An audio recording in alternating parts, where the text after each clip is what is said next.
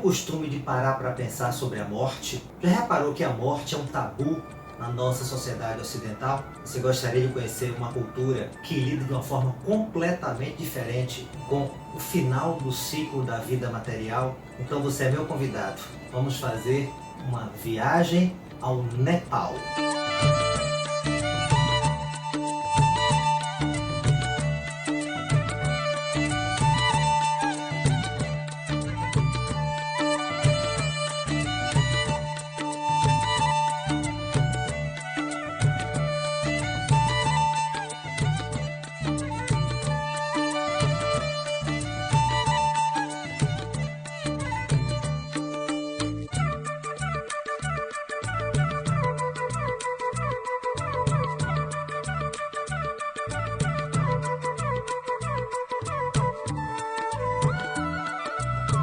O Nepal é uma nação que fica no Himalaia. Tem como vizinhos a China, a Índia e o Butão. É a terra do Everest, o ponto mais alto da Terra. O povo do Nepal é muito hospitaleiro, muito afetivo, muito bem-humorado, muito sorridente. E existem duas etnias predominantes no Nepal.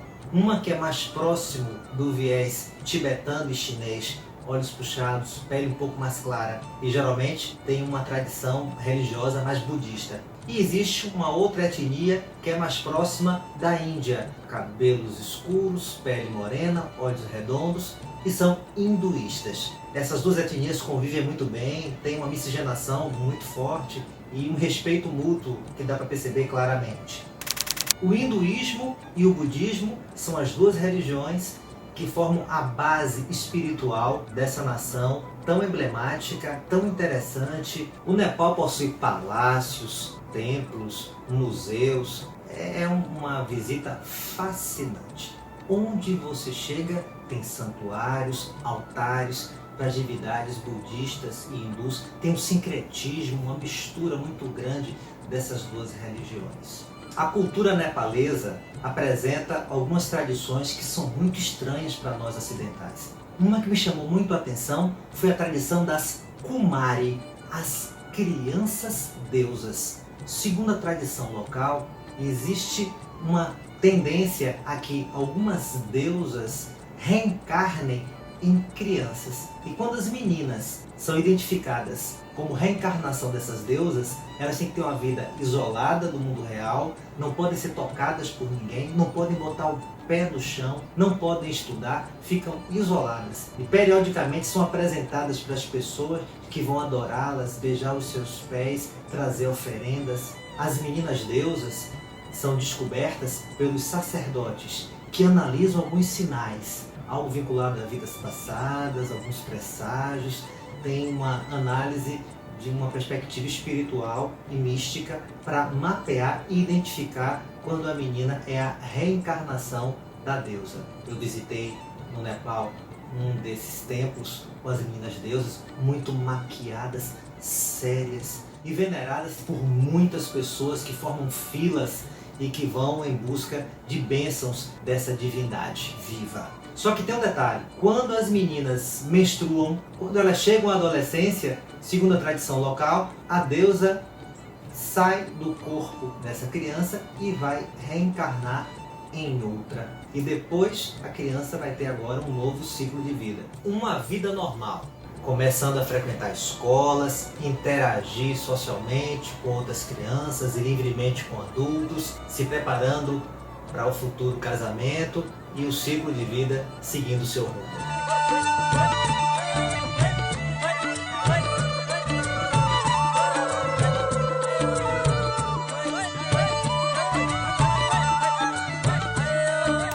A experiência mais fascinante dessa cultura exótica foi conhecer um pouco a relação dos nepaleses com a morte. Eu assisti um ritual de cremação. É algo incrível para um ocidental. Nós lidamos com a morte de uma maneira muito mais reprimida. Nós tendemos a negar, a fugir, a manter na sombra, a evitar travar contato pleno e direto com aquilo que nos incomoda e que gera angústia. Mas os nepaleses têm uma relação completamente diferente. A morte é vista, reconhecida, identificada por eles como uma continuidade da vida. Na verdade, não é o fim de nada, é um recomeço. Influenciado pelo budismo e pelo hinduísmo, que acreditam na reencarnação, para os nepaleses, a morte é o ciclo para uma nova experiência de retorno à Terra para dar prosseguimento a toda a sua existência, sempre numa perspectiva kármica de evolução, de aprimoramento e de melhoria. Segundo o hinduísmo, o ser humano é composto de alguns elementos: água, terra, fogo, ar, éter. E quando as pessoas morrem, o fogo é perdido.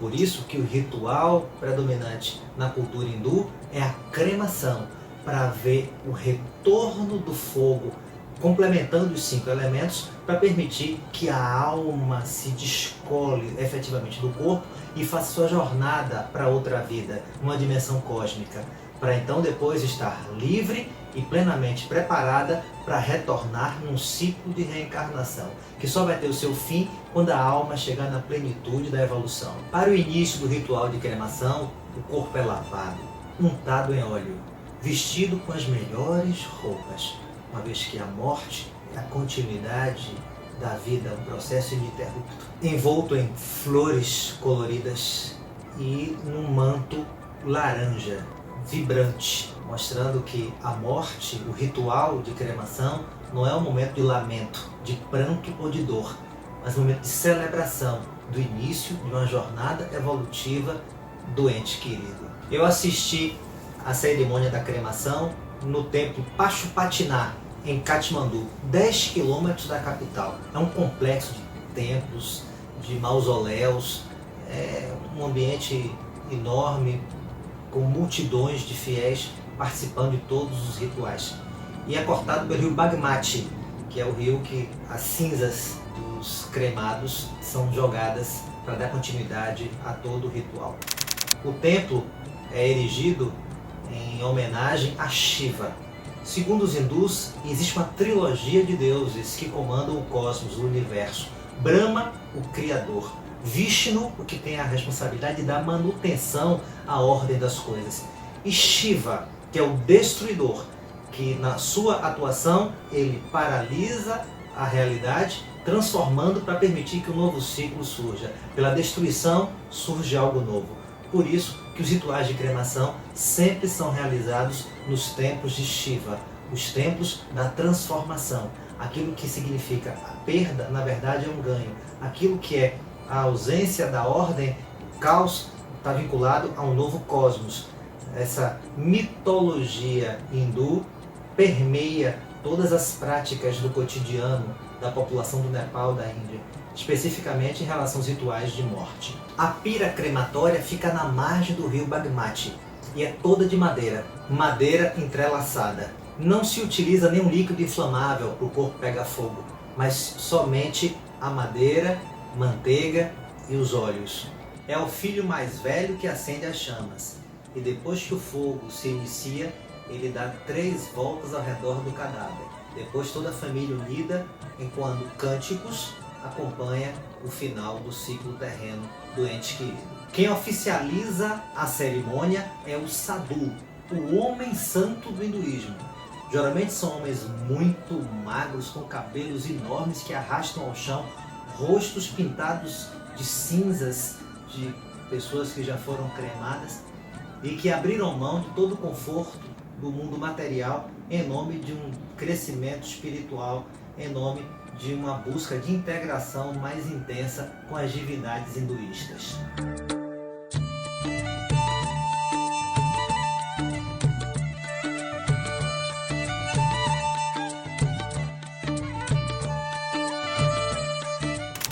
Portanto, meus queridos, que nós possamos aprender com os nepaleses. Incrível como eles lidam com naturalidade, com algo que é tão ameaçador ao nosso ego no mundo ocidental. Eles lidam com a morte de uma maneira muito leve, de uma maneira muito próxima, muito íntima, sem toda essa dor e essa angústia associada à morte no mundo ocidental. Aquilo que os nepaleses aplicam na sua relação com a morte em função de uma dimensão espiritual, de uma fé, é o que nós precisamos fazer nas nossas questões pessoais, tendo como referência a contribuição da psicologia para nossas vidas. O que é que a psicologia se propõe a fazer?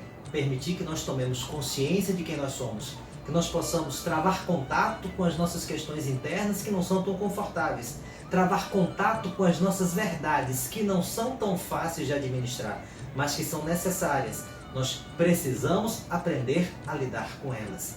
Aquilo que causa dor é aquilo que permite a gente crescer e evoluir. A capacidade de lidar de maneira natural com os fenômenos da realidade, ainda que não sejam confortáveis, desejados ou prazerosos. Evitar negar, evitar fugir. Encarar a sombra, para que essa sombra seja integrada à nossa persona, de tal forma que nós consigamos rodar as máscaras e ampliar nossa compreensão sobre nós mesmos, sobre o mundo, sobre as dificuldades e sobre as potencialidades. Essa é a grande missão da psicologia em nossas vidas. E eu viajei para o Nepal para conseguir fazer uma correlação. Viajei ao Nepal para conseguir encontrar uma afinidade, uma analogia entre aquilo que espiritualmente é realizado naquela nação asiática e aquilo que nós precisamos fazer no nosso dia a dia. Evitar fugir, aprender a encarar. Evitar negar, aprender a assumir. Para lidar com a vida de uma maneira mais leve, mais serena, mais tranquila e mais plena. Boa jornada!